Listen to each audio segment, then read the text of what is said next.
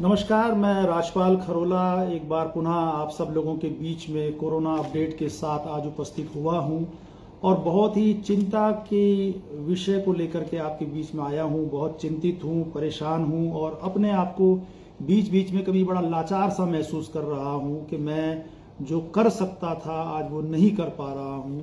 इसी उद्देश्य के साथ कि हम लोग एक बार फिर से ठीक होंगे। दुनिया में हिंदुस्तान अब दूसरा ऐसा देश बन गया है जहां पर कोरोना के 2 करोड़ से अधिक संक्रमित लोगों की संख्या हो गई है। सिर्फ 137 दिनों में 1 करोड़ की संख्या 2 करोड़ तक पहुंची, जो हमारे लिए बहुत अधिक चिंता का विषय बन गई है। मृतकों की संख्या 2,23,000 के पार पहुंच चुकी है, जो हम सब लोगों को लगातार डरा रही है। मैं एक बार फिर से प्रदेश की सरकार से ये अपील करना चाहता हूं कि हम सब लोग मिलकर के इस उत्तराखंड राज्य को किस तरीके से बचाएं, ये हम सब लोगों की जिम्मेदारी है। और इसी जिम्मेदारी के तहत मैंने आज एक ज्ञापन उत्तराखंड के माननीय मुख्यमंत्री श्री तीरथ सिंह रावत जी के नाम पर लिखा है, जो मैं भेज रहा हूं उप जिलाधिकारी ऋषिकेश के माध्यम से, क्योंकि कोरोना काल में हमें बहुत सारे नियमों का पालन भी करना है। तो मैं एक ज्ञापन पढ़ करके आप सब लोगों को सुनाना चाह रहा हूं, जिसमें मैंने ऋषिकेश विधानसभा की कुछ व्यथाएं, कुछ दिक्कत परेशानियां उत्तराखंड के मुख्यमंत्री जी के लिए प्रेषित की है। महोदय, जैसा कि आप जानते हैं, देश व उत्तराखंड राज्य सभी कोरोना के प्रचंड प्रकोप से ग्रसित हैं। उसी श्रेणी में ऋषिकेश विधानसभा भी अछूती नहीं रही है। जिस तरह से प्रतिदिन प्रकोप बढ़ता जा रहा है, उससे हालात चिंताजनक नहीं बल्कि भयावह होते जा रहे हैं। कोई भी अस्पताल खाली नहीं है, कोई भी शमशान घाट खाली नहीं है। आखिर इन हालातों के लिए कौन जिम्मेदार है? आज इस प्रश्न से ज्यादा महत्वपूर्ण प्रश्न यह है कि हम इस युद्ध में किस तरह की माफ कीजिएगा, बीच में कनेक्शन कटने के कारण मैं थोड़ी देर आपके बीच में नहीं था। जहां तक मुझे महसूस हो रहा है कि हमारे शासन, प्रशासन, डॉक्टर, पुलिस इत्यादि सभी विभाग अपनी पूरी जिम्मेदारी के साथ काम कर रहे हैं, लेकिन व्यवस्थित तरीके से कार्य न होने के कारण सारी व्यवस्था अव्यवस्था में बदल गई है। महोदय, सामाजिक संगठन, राजनीतिक संगठन अपनी जिम्मेदारियां निभा रहे हैं, लेकिन अब सरकारी व्यवस्थाएं पटरी से उतरती हुई नजर आ रही है और चारों ओर अव्यवस्थाओं का अंबार हमको नजर आ रहा है।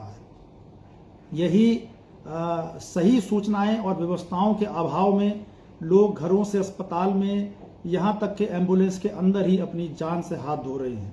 महोदय, परिवार के परिवार उजड़ रहे हैं और विशेषज्ञों की माने तो अभी ये आगाज है, अंजाम अभी आना बाकी है।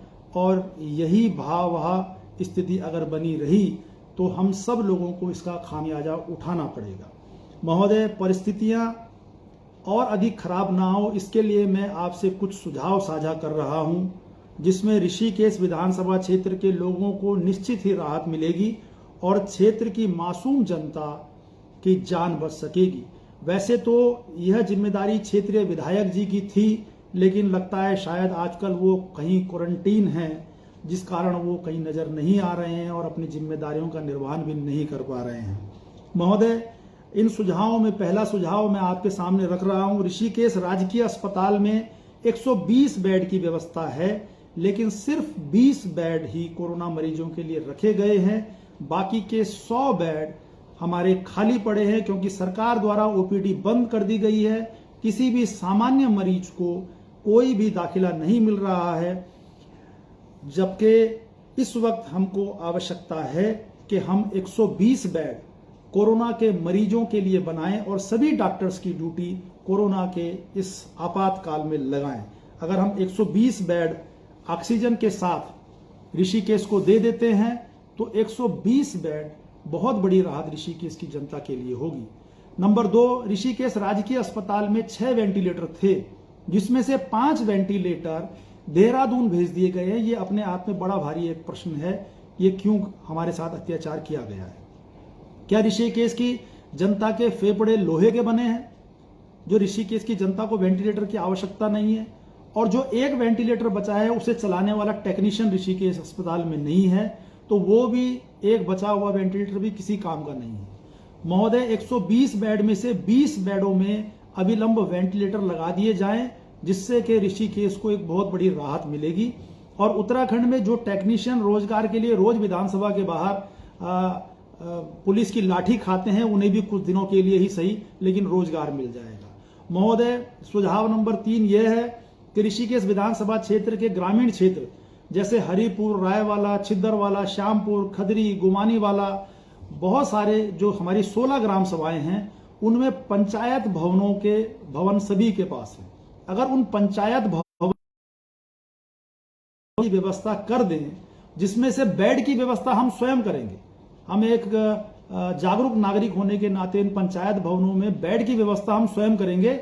सिर्फ सरकार इन 10-10 बेडों में जो सभी 16 ग्राम सभाओं में लगे पंचायत भवनों में, वहां पर ऑक्सीजन की और एक टेक्नीशियन की व्यवस्था कर दे तो बहुत बड़ी राहत ग्रामीण क्षेत्र के लोगों को ऋषिकेश विधानसभा की मिल जाएगी। क्योंकि देर रात अगर किसी व्यक्ति को ऑक्सीजन की कमी, माफ कीजिएगा कनेक्शन बीच बीच में खराब हो रहा है, इसलिए बीच बीच में थोड़ा सा रुकावट आ रही है।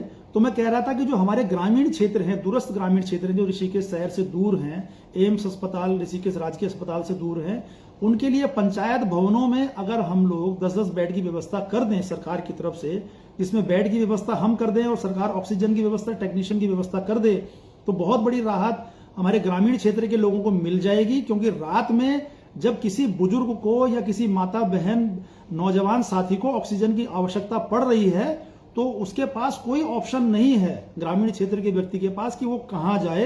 इसलिए अगर हम फौरी राहत के तौर पर वहां छोटे से इस पंचायत भवनों में अगर कुछ व्यवस्था बना दें तो बहुत बड़ी राहत ग्रामीण क्षेत्र के लोगों को मिल जाएगी। महोदय सुझाव नंबर 4 यह है कि ऋषिकेश विधानसभा क्षेत्र में कोरोना के मरीजों के लिए एकमात्र अस्पताल आईसीयू वार्ड में जहां उपलब्ध हैं वो सिर्फ एम्स हॉस्पिटल है, बाकी कहीं आईसीयू वार्ड नहीं है।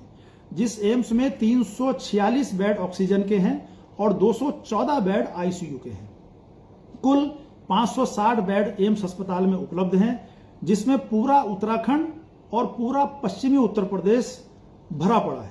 ऋषिकेश राजकीय अस्पताल की हालत मैंने आपको बता दी, वहां पर कोई व्यवस्था नहीं है। लिहाजा ऋषिकेश के लोगों को Himalayan hospital, Doon hospital, Kailash hospital, max, गुरु राम राय, सीएमआई जैसे अस्पतालों के धक्के खाने पड़ रहे हैं। और वहां पर भी जगह ना मिलने के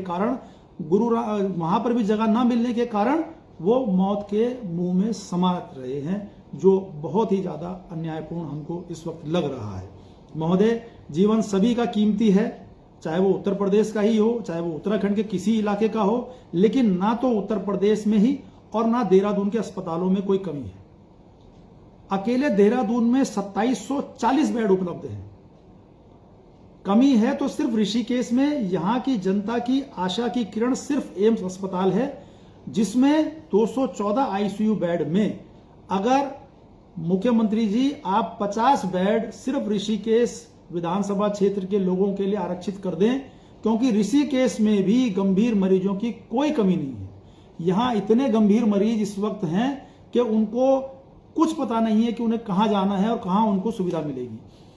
सरकार की तरफ से कोई भी एक ऐसी व्यवस्था, चाहे वो एसडीएम हो या तहसील में कोई भी अधिकारी हो, चाहे वो सीएमएस हो, कोई एक ऐसा टोल फ्री नंबर होना चाहिए जिसमें कोई व्यक्ति अगर ऑक्सीजन की उसको दिक्कत हो रही है या कोरोना उसको वो पीड़ित है, वो घर में है, वो ज्यादा गंभीर बीमार हो रहा है, तो उसको किस अस्पताल में बेड मिलेगा ये किसी को नहीं पता है।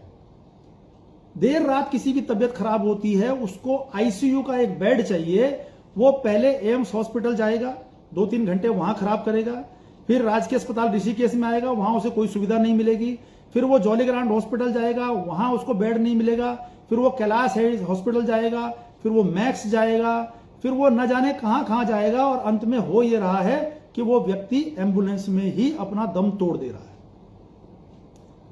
किसी व्यक्ति को यह नहीं पता है कि उसको बेड कहां मिलेगा। अगर कोई ऐसा सेंट्रलाइज सिस्टम हो जिसमें मरीज को यह पता हो कि मुझे अपने घर से सीधे किस अस्पताल में जाना है जहां मुझे आईसीयू का बेड मिलेगा या जहां मुझे ऑक्सीजन की सुविधा मिलेगी, ऐसी कोई सुविधा किसी व्यक्ति के पास नहीं।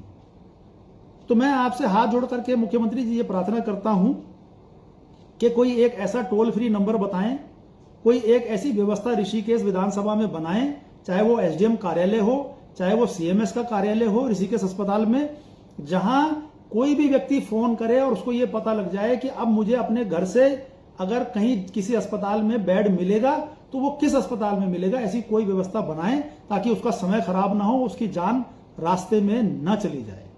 ये एक बहुत बड़ा काम होगा और मैं समझता हूं कि इसके साथ साथ जहां एक तरफ हम ऑक्सीजन, दवाई, वैक्सीन के लिए दुनिया से भीख मांगने की नौबत में आ गए हैं, वहीं आईडीपीएल जैसी एक इतनी बड़ी फैक्ट्री कबाड़ दान में तब्दील होती जा रही है।